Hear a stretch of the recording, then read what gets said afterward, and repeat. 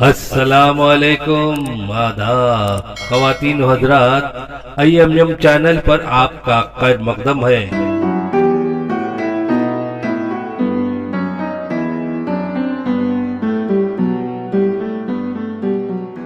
ہو چکا ہے مادیت کے غلبے کی وجہ سے انسان روحانیت سے جو ہے کوسوں دور ہو گیا ہے۔ ایسے زمانے میں بھی امامنا مہدی علیہ الصلوۃ والسلام کی تعلیمات کی صداقت ہے۔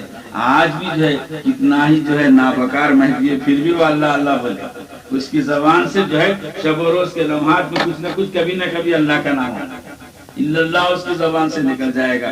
تو وہی تعلیمات امامنا علیہ الصلوۃ والسلام کے برکات ہیں، اسی کی برکت ہے۔ آج بھی اتنا ہی گیا گزرا بھی اگر انسان ہے مہدی، پھر بھی اس کے زبان پہ اللہ اللہ آ جائے گا۔ شب و روز کی کسی لمحے میں وہ اللہ کو اپنے جو ہے ضرور یاد کرے گا۔ تو مہدی علیہ السلام نے جو غفلت سے نکالا ہے وہ اپنی آپ نظیر ہے۔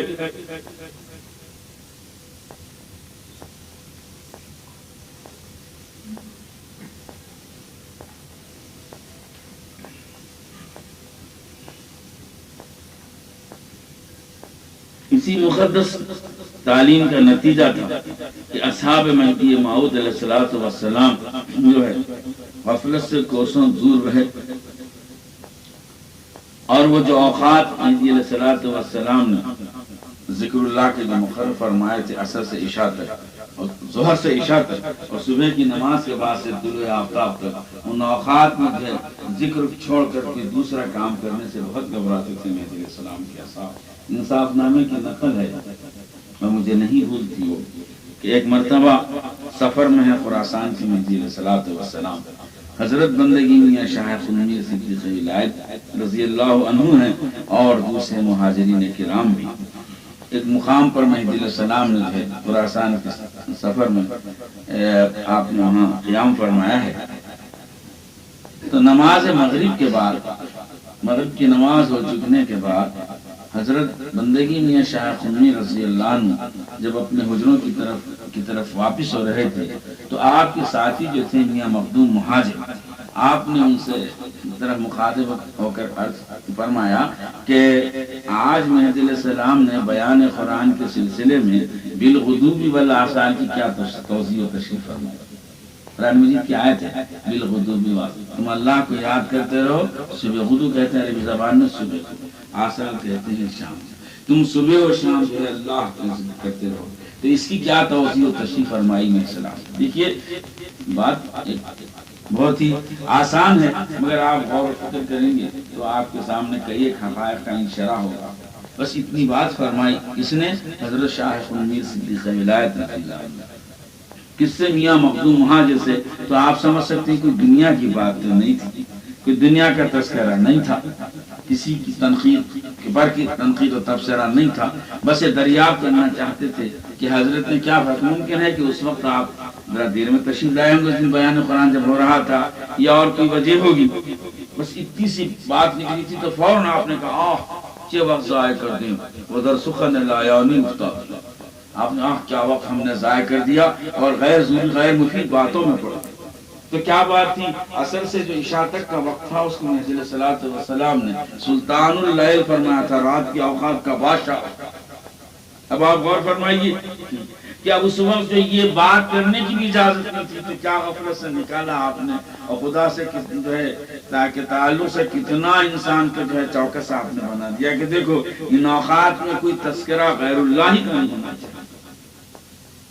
تو بس یہ تعلیمات ہمارے لیے بہت کافی ہے آپ کی مہدی موعود برحق ہونے کے لیے، کہ آپ نے کس طرح سے جو ہے اسلام کی روح کو جو ہے دنیا کے سامنے پیش کیا ہے۔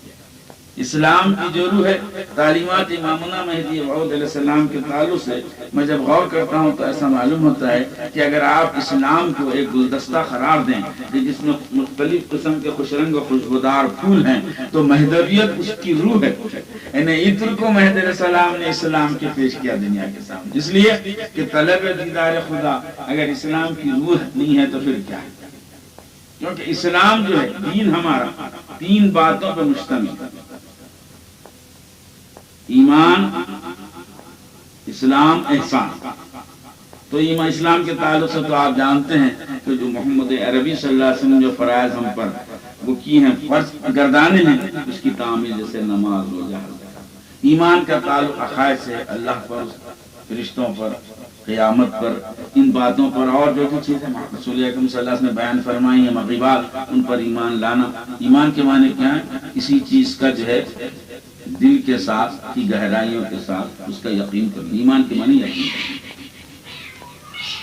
اب تیسرا جو اس دین کا جو تیسرا رکن ہے اس کو بولتے ہیں احسان۔ احسان کے لفظی کا معنی تو یہ ہے کہ کسی کے ساتھ حسن سلوک کرنا، نیکی کرنا۔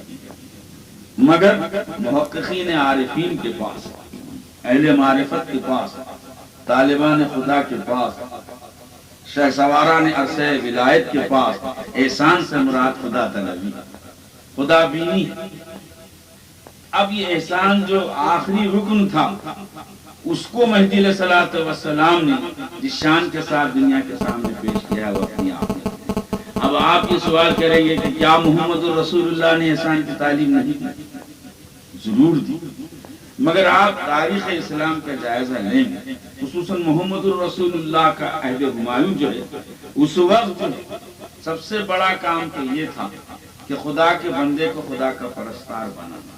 انسان کا قلب و دماغ جو شرک کا آماجگاہ بن گیا تھا، ہزاروں خیالی بت جو ہیں انسانوں کے قلب و دماغ پر جو ہے مسلط ہو گئے تھے، اس کو نکالنا سب سے بڑا کام تھا۔ فرمایا آپ نے توحید کو جو ہے عام کرنا اور توحید کو پھیلانا سب سے بڑا کام تھا، اس لیے کہ انسان ہزاروں خداؤں کا ہو چکا تھا۔ توحید کا جو مرکز تھا وہیں 360 جو بیٹھے یہ اپنی جو ہے پوجا کروا رہے تھے۔ ہر خاندان کا بت الگ تھا، ہر قبیلے کا بت الگ تھا، تو پہلے تو ایک انسان کو خدا وحدہ لا شریک کا پرستار بنانا۔ کیوں کہ قلوب جو ہے غیر اللہ کی محبت کو پی چکے، اس معبود حقیقی کے علاوہ کئی خداؤں کو جو ہے انہوں نے اپنے قلب و دماغ میں جگہ دے دی تھی۔ محققین کا کہنا ہے کہ مشرکین کے 33 یا 32 کروڑ خدا ہیں۔ باپ ملاحظہ فرمائیں تو اس وقت اگر احسان کی تعلیم پیش کرتے تو کہاں قلب و دماغ اس بات کا جو ہے قابل ہوا تھا کہ اس کو لے سکے۔ وہاں تو ضرورت تھی کہ ایک خدا کا جو ہے پرستار بنا، اور محمد الرسول اللہ کے سلسلے میں 23 سال جو ہے آپ کے صرف ہو۔ اب ہوا کہ امتداد زمانہ کے ساتھ ساتھ چند صدیوں کے بعد مومن کے دل میں اور دماغ میں خدا وحدہ لا شریک کا جو ہے نقش بہت گہرا اور مرتسم ہو گیا۔ اب اس کے بعد زمین قلب مومن کی اس قابل ہونے لگی کہ جس خدا وحدہ لا شریک کا تعارف محمد الرسول اللہ نے کرایا ہے اس سے ہماری محبت کا رشتہ تیز تر ہو جائے، اس سے ہم قریب ہونے کی کوشش کریں۔ چنانچہ اولیاء اللہ پیدا انہوں نے دنیا کو جو ہے حب الہی کی طرف، طلب خدا کی طرف انہوں نے بلایا، لیکن 900 سال کے عرصے میں محمد الرسول اللہ کے مثال کے اس قابل ہو گئی تھی زمین، اب اتنی جو ہے زرخیز ہو گئی تھی ہمارے الفاظ میں کہ اب جو ہے مومن کے قلب، عرض قلب میں جو ہے عشق و محبت الہی کا بیج بویا جائے۔ ایسے زمانے میں جو ہے شہنشاہ عارفاں پیدا ہوا۔ میرا اشارہ امامنا مہدی موعود علیہ السلام کی طرف ہے کہ شہنشاہ عارفوں پیدا ہوا۔ اب آ کر اس نے کہا کہ مسلمانوں آؤ میرے ہاتھ پہ تم بیعت کرو، اب تک جو تمہاری نماز تھی بغیر نماز والے کے دیدار کی تھی، اب تم میرے ہاتھ پہ بیعت کرو، میں تم کو وہ تعلیم دیتا ہوں، وہ راز بتاتا ہوں کہ اب تمہاری نماز جو ہے نماز والے کے دیدار کے ساتھ ہوگی، اور یہی احسان ہے۔ خدا کا دیدار کی طلب، خدا کو دیکھنا یا کم از کم اس کے دیدار کی طلب میں رہنا، یہی احسان ہے اور اسلام کا یہ اہم جز تھا۔ اسی کی تکمیل کے لیے مہدی علیہ الصلوۃ والسلام تشریف لائے۔ اب یہ کہنا کہ صاحب الیوم اکملت لکم دینکم واتممت علیکم نعمتی، یہ سوالات اٹھتے رہتے ہیں، آتے جو ہے یہ مختلف گوشوں سے یہ آواز ہمارے تک بھی آتی ہیں کہ اب تکمیل دین جب ہو چکی تھی تو مہدی علیہ السلام کی ضرورت کیا ہے؟ تو یہ جو فکر ہے یہ بالکل سطحی فکر ہے مسلمان۔ آپ نے جو اس قسم کا سوال کر رہے ہیں وہ گہرائی میں نہیں ہے۔ الیوم اکملت لکم دینکم واتممت علیکم نعمتی، آج ہم نے دین کو تم پہ مکمل کر دیا اور تم پر اپنی نعمتیں بیٹ دی اور تمہارے دین اسلام سے ہم راضی ہو گئے۔ بے شک جو ہے نزول کے اعتبار سے تو محمد الرسول اللہ کے زمانے میں دین مکمل ہو چکا تھا، مگر دین کے دوسرے جو اہم ارکان تھے بتقاضائے وقت جو ہے اس کی تبلیغ محمد الرسول اللہ نے عام طور پر نہیں کرنا۔ تبلیغ نہیں کی میں نہیں کہوں گا، اس لیے نہیں کرتے ہوتے تو پھر حضرت علی مرتضیٰ، ابو بکر صدیق، عمر فاروق، عثمان غنی، سلمان فارسی، ابو ہریرہ، ان لوگوں کے پاس یہ روحانی سلسلے کیسے پہنچتے؟ یہ جو سلاسل ہیں روحانیت کے، چشتی اور قادری اور سہروردی اور نقشبندی، یہ سب سلسلے اصحاب رسول تک پہنچتے ہیں۔ تو حضور نے تعلیم دی ان کو، مگر اس وقت جو ہے ہر قلب مسلم اس قابل نہیں ہوا تھا کہ اس کے اندر نور بصیرت بھر دیا جائے، خدا کی طلب ہو۔ چند ہی ایسے نفوس قدسیات ہیں جیسے کہ خلفائے راشدین ہیں یا عشرہ مبشرہ ہیں یا اور ہیں، لیکن ہر مسلمان اس جو ہے موقف میں نہیں تھا کہ اس کے دل میں جو ہے عشق و محبت الہی کی لگن پیدا ہو جائے۔ میں نے کہتا تاریخ آپ کے سامنے آپ خود ایسے لے لیتے، یہ تو تعلیم معرفت تو تعلیم احسان رسول اللہ نے دی، گرو نہیں دیتے تو پھر اب یہ ولایت کے سلسلے، یہ روحانیت کے سلسلے کیسے صحابہ کے پاس جاتے؟ مگر عام تعلیم، وقت حالات اس وقت کی تاریخ پڑھیے، ابھی اس قابل نہیں ہوئے تھے کہ یہ تعلیم کو عام کیا جائے، کیونکہ پہلے تو یہ خدا کا پرستار بنانا تھا نا، اسی میں 23 سال لگ گئے رسول اکرم صلی اللہ علیہ وسلم۔ آپ نہیں، میں جو یہی نہیں کہہ رہا ہوں، آپ کو تاریخ کو سامنے رکھیے کہ اس وقت ابھی حالات اس قابل نہیں ہوئے۔ دیکھا آپ نے زکوٰۃ کا مطالبہ ہوتے ہی کتنے پھر گئے، اسلام سے مرتد ہو گئے، تو کہاں ان کے دل میں جو ہے عظمت پیغمبر یا شریعت محمدیہ کی عظمت تھی؟ کتنے ایک منافقین نہیں تھے؟ تو اللہ کے عشق و محبت کی طلب کب پیدا ہوتی ہے؟ جبکہ آدمی جو ہے خدا کی محبت سے اس کا قلب و دماغ جو ہے منور ہو جائے۔ تو چند ہی نفوس قدسیات، میں یہ نہیں کہتا کہ احسان کی تعلیم نہیں دی رسول اکرم صلی اللہ علیہ وسلم، کیسے نہیں، برابر دی، مگر وہ چند عام نہیں تھی، وقت و حالات اس کی اجازت نہیں دے رہے تھے۔ اسی لیے رسول اللہ نے فرمایا ایک دور ایسا آئے گا کہ اللہ میری آل سے، فاطمہ کی اولاد سے ایک جو ہے فرد فرید کو پیدا کرے گا، اور وہ تمہارے سامنے تمہاری تخلیق کی اصلی غرض و غایت جو ہے معرفت الہی، قرب الہی، دیدار الہی، اس کو پیش کرے گا۔ مہدی علیہ الصلوۃ والسلام کے تشریف لانا وہی احسان کا جو رکن رکھی ہیں، دین کا جو ایک رکن رکھی، تیسرا احسان ہے، اس کی تبلیغ کے لیے آپ تشریف لائے، اور پھر اس کے بعد اس کے سوا ایک نقلی نتیجہ ہوا، عقلی حیثیت سے بھی اس بات کی ضرورت ضرور تھی کہ ایک ایسا انسان آئے کہ جو ولایت معاب ہو، اس کی روحانیت اتنی بلند ہو کہ وہ خدا سے راست بلا واسطہ ملک تعلیم حاصل کرے، تاکہ صحیح اسلام سے دنیا کو روشناس کرائے، کتابوں کے ذریعے سے، جرح و تعدیل کے ذریعے سے، محدثین کے اصول پر جو ہے صحیح اسلام کا تعین ذرا مشکل تھا۔ آپ جانتے نا احادیث میں کتنا اختلاف ہے، کتنا اختلاف ہے، ایک حدیث دوسری حدیث سے جو ہے معارض ٹھہرتی ہے، اسی وجہ سے آپ دیکھ رہے ہیں حنفیت پیدا ہوئی، شافعیت پیدا ہوئی، مالکیت، حنبلیت، کیا ہے وہ احادیث کا اختلاف ہے۔ اب ایک ایسی عظیم المرتبہ شخصیت کی ضرورت تھی کہ علم رسمی سے اس کا تعلق نہ رہے، دو مقدموں کو جو ہے جمع کر کے جو ہے ایک نامعلوم جو ہے منطقی اصول سے دو چیزوں کو، دو قضیوں کو جمع کر کے جو ہے معلوم نامعلوم کو معلوم کر لے، جیسے کہ فلسفی و منطقین وغیرہ معقولین جو ہے جن کا جو مسلک ہے۔ مگر ایک ایسے قدوسی انسان کی ضرورت تھی محمد الرسول اللہ کے بعد کہ دنیا کو صحیح اسلام سے واقف کرائے اور اسلام کی جو روح ہے اس کو پیش کرے، تو وہ آنے والا انسان کیسا ہو جو روح رسول اللہ سے اپنی مشکل حل کر لے، نہ صرف روح رسول اللہ سے بلکہ خود راز خدا سے جو ہے اکتساب فیض کرے۔ خدا آپ نے فرمایا مہدی علیہ الصلوۃ والسلام نے مقام مہدیت کی بلندی کیا ہے اس سے واقف ہونے کی انسان بہت کم کوشش کرتا ہے۔ آپ نے فرمایا مجھے خدا سے روز بلا واسطہ ملک نئی تعلیم ہوئی۔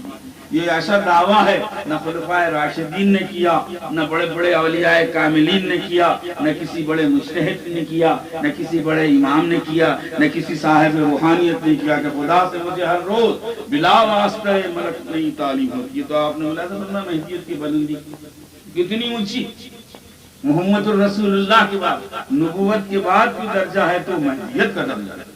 مہدی جو ہے وہ کسی جو ہے مخلد نہیں ہوتا ہو، کسی جو ہے فقہاء و مجتہدین کی اس کی علوم رسمی کے تحت جو ہے وہ کام نہیں کرتا، اس پہ عمل نہیں کرتا، بلکہ راس جو ہے حضیرت الخود سے فیضان جاری ہوتا ہے، اپنے پروردگار کی صوت سرمدی کو ان کانوں سے سنتا ہے، خدا اس کے سامنے بے حجاب۔ ارے موسیٰ سے بھی بڑا ہوا مقام ہے مہدی علیہ السلام کا، اگر انسان غور کرے، نہ یہاں موسیٰ آ سکتے نہ عیسیٰ آ سکتے، میں کوئی مبالغہ نہیں کر رہا ہوں، حقائق کی روشنی میں عرض کر رہا ہوں کہ مقام موسیٰ سے مقام عیسیٰ سے جو ہے بلندتر مقام ہے مہدیت کا۔ جس نے یہ فرمایا ہو کہ میری ایک نظر 1000 برس کی مقبولہ عبادت سے بڑھ کر ہے، یہ دعویٰ نہ موسیٰ نے کیا، نہ عیسیٰ نے کیا، نہ ابراہیم خلیل اللہ نے کیا، نہ ان کے بیٹوں نے کیا، نہ نوح نے کیا، کسی نے نہیں کیا کہ میری ایک نظر 1000 برس کی مقبولہ عبادت سے بڑھ۔ مہدی علیہ السلام کی جو جلالت مرتبت ہے اور مقام مہدی کی جو بلندی ہے، اس سے جو ہم واقف نہیں ہیں۔ ہاں کب واقف ہوں گے؟ یا تو مرنے کے بعد، کیونکہ پردہ نہیں رہتا باقی، یا دنیاوی زندگی میں اگر بصیرت پیدا ہو جائے، شرح صدر پیدا ہو جائے، دل کی آنکھیں روشن ہو جائیں، تو ہم کو مقام مہدی علیہ السلام نظر آئے گا۔ مقام مہدی علیہ السلام نظر آئے گا، نہ یہاں بایزید بستامی ٹھہر سکتے، نہ جنید بغدادی، نہ ابو بکر شبلی، نہ عبد القادر جیلانی، نہ ابو سعید ابو الخیر، وہ اتنا اونچا مقام ہے۔ ہمارے پاس کتنے معتبر کتابوں میں لکھا ہوا ہے کہ فرا مبارک میں مہدی موعود علیہ السلام تشریف رکھتے ہیں، ظہر کا وقت ہے، نماز ظہر کے بعد آپ ادھر روح مشرق تشریف فرما ہیں اور صحابہ کرام وہاں بیٹھے ہوئے ہیں، کچھ گفتگو ہو رہی ہے، تو ایک آپ جو ہے اپنے بائیں جانب متوجہ ہو گئے، تو حالانکہ اس طرف کوئی لوگ بیٹھے ہوئے نہیں تھے، ادھر پلٹ کے آپ نے فرمایا ہاں تم بھی اپنی جگہ ٹھیک ہو، اور میں تم کو اپنے زمرے میں جو ہے زمرہ اصحاب میں شمار کرتا ہوں، اور تم کو میری بارگاہ سے فیض دیا جائے گا۔ یہ تمام کتابوں میں ہماری معتبر لکھا ہوا۔ بس یہ 2-3 منٹ کے 2-4 منٹ ہوئی، آپ نے گفتگو فرض کے بعد پھر آپ ادھر پلٹ اصحاب کرام، تو صحابہ نے عرض کیا کہ حضور آپ ادھر جو متوجہ ہوئے، آپ کے بائیں جانب وہاں تو کوئی لوگ بیٹھے ہوئے نہیں تھے، وہ گوشہ تو خالی تھا، آپ کس سے جو ہے ہم کلام تھے، تو آپ نے فرمایا ابھی حفصلاتین کی ارواح حاضر ہوئی، وہ مجھ سے خواہش کر رہے تھے اور اظہار تمنا کر رہے تھے کہ کاش ہم آپ کے زمانے میں ہوتے اور فیضان ولایت محمدیہ آپ سے حاصل کرتے، تو میں نے کہا کہ نہیں، تم اپنی جگہ ٹھیک ہو، میں تم کو اپنے زمرے میں شمار کرتا ہوں اور تم کو میری بارگاہ سے فیض دیا جاتا ہے۔ تو حفصلاتین سے ہم واقف نہیں، لیکن اس زمانے کے لوگ واقف ہیں۔ اولیاء اللہ میں 7 اولیاء اللہ سلطان کا درجہ رکھتا ہے، اس زمانے کی یہ تقسیم تھی، کہیے آج مہدی علیہ السلام سے پہلے کی، کہ 7 اولیاء اللہ کو سلطان مانا جاتا ہے۔ وہ کون ہے 7 سلطان؟ اولیاء میں سلطان کا بادشاہ کا درجہ، سلطان کے معنی بادشاہ کی، وہ کون ہے؟ حضرت باجید بستام، ابراہیم ادہم،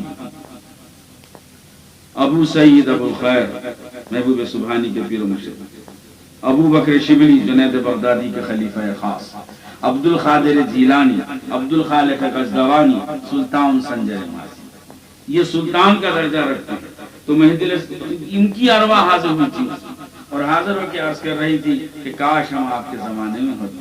اب آپ دیکھیے مقام مہدیت کی بلندی کا کیا عالم ہے۔ حضرت سعد الدین حموی جو نجم الدین کبریٰ کے خلیفہ میں فرماتے ہیں کہ مہدی علیہ السلام کے فیضان کی کچھ ایسی جو ہے عام تام جو ہے تقسیم ہوگی، اور وہ اسرار توحید مہدی علیہ السلام بیان کریں گے، آپ کی زبانیں حقیقت ترجمان کا کیا ذکر ہے، آپ کے نالین کی، آپ کی جوتیوں کی جو ڈوریاں ہیں اس سے اسرار توحید سنائی دیں۔ ان کے الفاظ ہیں کہ یسمع و انشراک نعلی، اسرار اور توحید مقام مہدیت کی بلندی وہ ہے کہ ان کے نالین، ان کی جوتیوں کی جو ڈوری ہیں اس سے اسرار توحید سنائی دیں۔ تو اللہ کا ہم کو کتنا شکر ادا کرنا چاہیے کہ ایسے امام کی قوم میں ہم کو پیدا کیا۔ سب سے بڑا کرم اس کا یہ ہے کہ اس نے ہم کو انسان بنایا۔ انسان کون ہے؟ خدا کا خلیفہ اور نائب، اشرف مخلوقات، افضل موجودات، اس کے بعد تو سید الانبیاء والمرسلین، خاتم النبیین، شفیع المذنبین، رحمت للعالمین کی امت نے پیدا کیا۔ جس کو خیر الامم کا لقب دے رہا ہے قرآن حکیم، کنتم خیر امت اخرجت للناس، مسلمانوں تم بہترین امم ہو، اللہ نے تمام دنیا کے انسانوں کی جو ہے قیادت و امامت کے لیے، اصلاح کے لیے تمہیں اللہ نے چن لیا۔ اور اس کے بعد اللہ تعالیٰ نے ایسے امام معصوم، ایسے خلیفۃ اللہ کی جو ہے ان قوم میں پیدا کیا کہ جس کے تعلق سے رسول اللہ نے فرمایا تھا کہ جب یہ حدیث جو ہے حضرت صوبان سے آئی ہے، آپ نے فرمایا کہ جب مہدی موعود علیہ السلام کی بعثت کی تمہیں اطلاع مل جائے تو تم جاؤ اس کے ہاتھ پر بیعت کرو، اگرچہ کہ تمہیں جو ہے برف کی چٹانوں پر سے بھی جو ہے رینگتے ہوئے جانا پڑے، کیونکہ وہ اللہ کا خلیفہ۔ تو اس لحاظ سے حضور کے ارشاد عالی کی بنا پر مہدی موعود علیہ السلام کی تصدیق اور آپ کی بیعت تمام مسلمانوں پہ فرض ہے۔ کیوں کہ سب سے بڑی جو دولت ہے وہ ایمان کی دولت ہے۔ حق تقدیم کی دولت بھی کوئی اپنے پاس رکھتا ہے لیکن خبر میں وہ اس کے ساتھ نہیں آئی۔ ایمان ہی کی دولت ایسی ہے کہ دنیا میں بھی ساتھ ہے، قبر میں بھی ساتھ ہے، عالم آخرت میں بھی ساتھ ہے، جنت میں بھی ساتھ ہے۔ اسی لیے رسول اللہ نے فرمایا تھا کہ ایمان کی دولت سے بڑھ کے کوئی دولت نہیں ہو سکتی۔ تو اللہ کے نام کو کتنا شکر ادا کرنا چاہیے کہ ہمارا ایمان مکمل، ایمان کے جتنے شعبے ہیں ان میں ایک شعبہ تصدیق مہدیت کا بھی ہے۔ رسول اللہ نہیں فرماتے تو ہم کہاں سے مہدی کو پہچانا؟ رسول اللہ نے تعارف کروایا کہ میری آل سے، فاطمہ کی اولاد سے ایک ایسا انسان پیدا ہوگا جو تمہیں ہلاکت سے بتائے گا، اور مقصد تخلیق تو تمہارا ہے اس تمہارے آگے ظاہر کرے گا، اور حقیقی معنی میں تم کو تمہارا مقام دلائے گا، اس لیے کہ انسان خدا کا خلیفہ اور نائب بن کر آیا ہے۔ تو اب مہدی علیہ السلام نے فرمایا کہ لوگوں تم کیسے خلیفے اور نائب ہو؟ جس کے خلیفے بن کر آئے ہو تم کبھی اس کے دربار میں نہیں گئے، کبھی اس کو دیکھا نہیں۔ ارے وزیر جو ہوتا ہے صبح سے شام تک بادشاہ کے دربار میں آتا جاتا رہتا ہے، یہ کیسی وزارت تمہاری، یہ کیسی خلافت تمہاری، یہ کیسی نیابت تمہاری کہ کبھی تم جو ہے اپنے بادشاہ کے پاس گئے نہیں، کبھی ان آنکھوں سے نہیں۔ اب آپ کہیں گے کہ صاحب نماز جو ہم پڑھے دربار میں جائیں بادشاہ کے، مگر یہ جانا آنکھیں بند کر کے جانا، آنکھ بند کر کے کوئی چلے جائے تو کہ جانا اور آنا ہے کیا؟ آنکھیں روشن ہو تو میں السلام نے فرمایا آؤ میرے ہاتھ پہ بیعت کرو، سر کی آنکھوں سے میں تمہارے خدا کو دکھاؤں گا تمہارے۔ کیا معمولی بات ہے، افسوس ہم قدر نہیں کریں، ہم قدر نہیں کریں مہدی موعود علیہ السلام کی کتنی اعلیٰ تعلیم۔ ارے وہ خدا جو ہزاروں پردوں میں تھا کہ موسیٰ بھی جو ہے اس کے دید کتاب لا نہ سکے۔ موسیٰ سے ہوش رفت بیک جلوے صفات تو عین ذات می نگری در تبسم، صفاتی تجلی ہوئی تھی موسیٰ پہ، محققین عارفین کہتے تو بے ہوش ہو گئے، مگر رسول مہدی کی شان یہ ایک تبسم میں خدا کو دیکھ رہے ہیں، ذاتی تجلی کے باوجود کیا قلب ہے محمد الرسول اللہ کا، وہ کیا ظرف ہے مہدی موعود علیہ السلام کا۔ اسی لیے میں نے کہا کہ مقام مہدیت کی بلندی موسیٰ اور عیسیٰ سے بڑھ کر، ابراہیم سے بڑھ کر، آپ دیکھیں تاریخ کا آپ جانے حقیقت میں اب کیا رہا یہ کہ محمد الرسول اللہ کی شان پر، مہدی علیہ السلام کی برتری سے محمد الرسول اللہ کی شان پر روشنی پڑتی ہے کہ ارے ان کی امت میں ایسے لوگ پیدا ہوئے کہ پیغمبر بھی اس مقام کو پا نہ سکے۔ غلطی کا تاریخ آپ جاننے لے جاتے، محمد الرسول اللہ کی امت میں، ان کے اہل بیت میں ایسی شخصیت پیدا ہوئی کہ موسیٰ و عیسیٰ بھی جو ہے ان کی دید کے لیے تڑپتے ہوں گے۔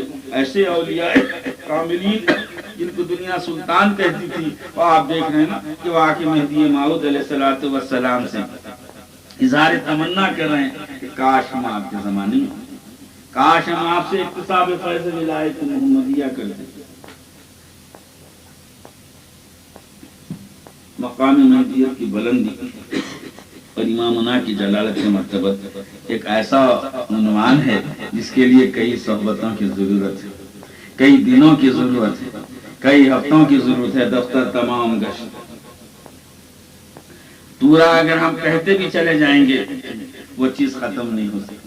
مہدی علیہ السلام کی شان کو بیان کرنا ایک وقت واحد میں 1 گھنٹے کے اندر ناممکن ہے۔ پھر وہ مجھ جیسا ہیچ میرز جو ہے کیا جو ہے مہدی علیہ السلام کی شان بیان کر سکتا ہے؟ مہدی علیہ السلام کی شان تو اصحاب رسول مہدی موعود سے پوچھو، ان کی شان چنانچہ بغدادی سے پوچھو، بایزید بستامی سے پوچھو، ابو بکر شبلی سے پوچھو، عبد القادر جیلانی سے پوچھو، اور خود اصحاب رسول اللہ سے پوچھو، علی مرتضیٰ سے پوچھو، سلمان فارسی سے پوچھو، جو روحانیت کے علمبردار تھے اور روحانیت کے خزانے اپنے پاس رکھتے تھے۔ ابو ہریرہ کی جو مشہور حدیث ہے بخاری شریف میں جس کا ذکر آیا ہے، وہ فرماتے ہیں کہ ہم نے رسول اللہ سے 2 ظرف پائے۔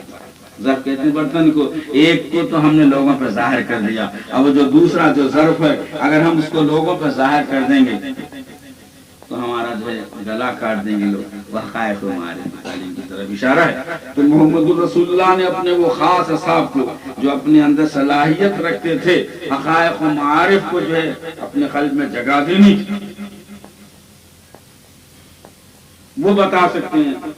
آپ محمد الرسول اللہ سے پوچھو کہ مہدی علیہ السلام کی کیا شان ہے۔ آپ نے فرمایا تھا کہ جب مہدی آئیں گے تو حدیث مشہور ہے، یرزانہ ساکن السماء و ساکن الارض، ارے مہدی جب آئیں گے نہ صرف جو ہے زمین والے بلکہ آسمان والے بھی جو ہے خوشیاں منائیں گے کہ اللہ کا ایک محبوب ترین بندہ دنیا میں آیا ہے، اور محبوں کو جو ہے محبوب سے ملانے کے لیے، عاشقوں کو معشوق سے ملانے کے لیے آیا ہے۔ تو مہدویت دراصل میں کہوں گا آپ کو کہ مذہب عشق ہے۔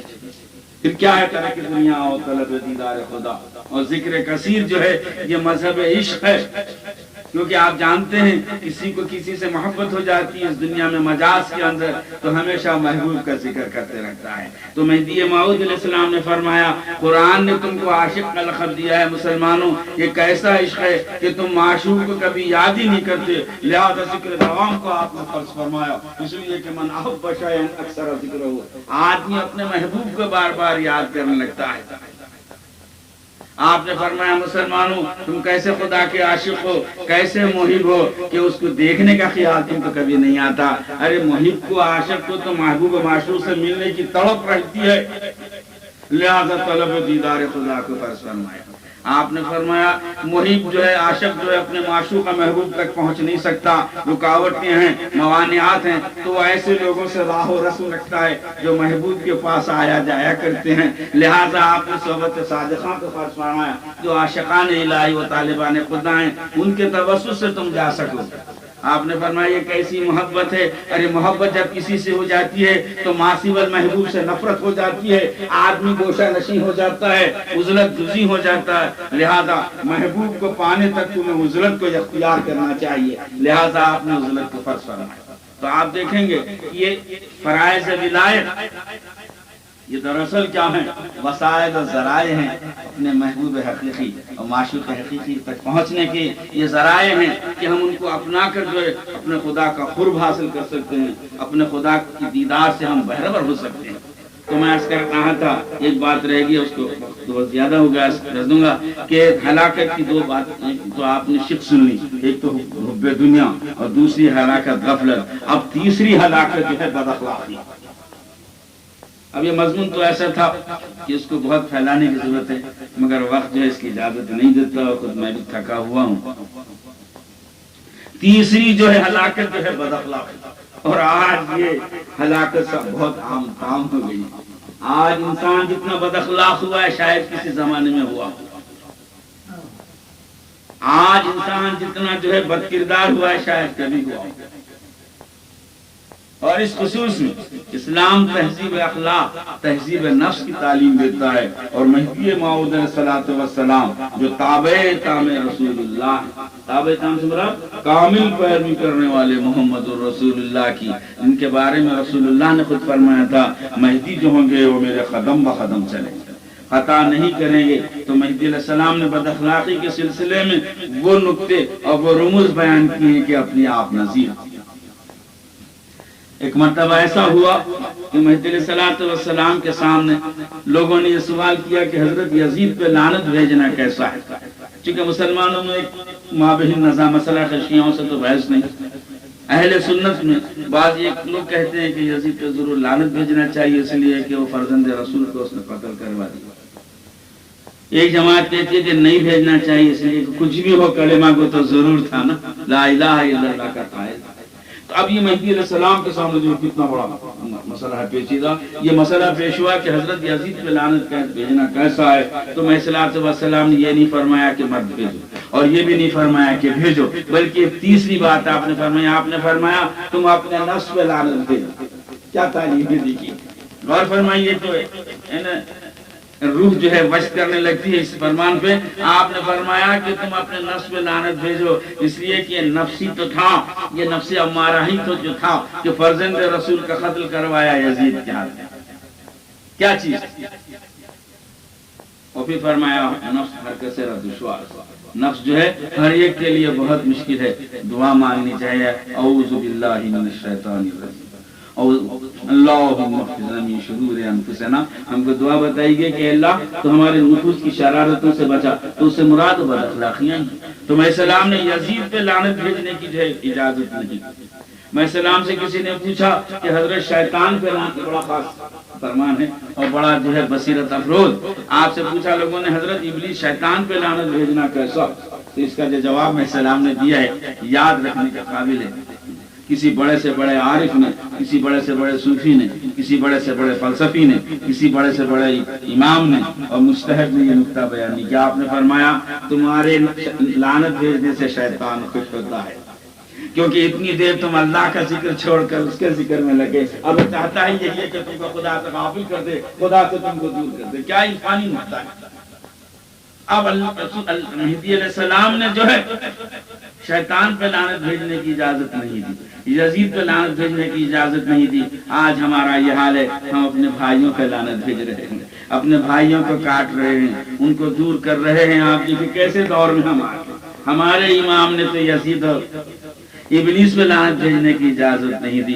مہدی علیہ السلام نے جو محبت کا درس دیا ہے، آپ فرماتے تھے جو آ رہا ہے اس کو سمجھدار ہے اس کو نزدیک بلاؤ، جو کٹ رہے تھے آپ ان سے آپ جڑ رہے تھے، جو آپ پر ظلم کر رہے تھے آپ ان کو معاف کر رہے تھے، جو آپ کو محروم کر رہے تھے آپ ان کو عطا کر رہے تھے۔ بس انہی تین باتوں میں یہ حدیث جبرائیل جو ہے کہ رسول اللہ سے آ کے انہوں نے کہا کہ یا رسول اللہ کیا میں آپ کو مکارم اخلاق نہ بتاؤں؟